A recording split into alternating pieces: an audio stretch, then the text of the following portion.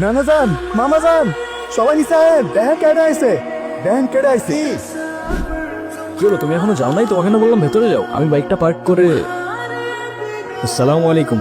আপনি নিশ্চয়ই মামা, আপনার ব্যাপারে অনেক কিছু বলেছে, তবে আপনাদের সবার মধ্যে আমার ফেভারিট কিন্তু আপনি। আপনাকে কিন্তু আমি নানু বলে ডাকবো না, আমি আপনাকে ডাকবো নানু ভাই। এই গুনগুন, ছেলেটা কে রে?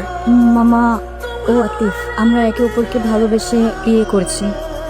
দেখছেন ভাইজান, আপনার আদরের ভাগ্নি খানদান বংশের পরিচয় না জেনে একটা ছেলের বিয়ে করে আনছে।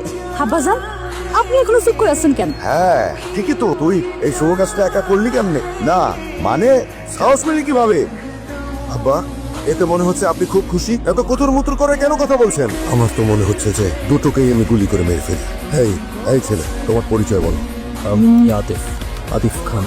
খান নামের সাথে খান মেশালেই কি খানদান হয়ে যায় নাকি? কি কাজ করো তুমি?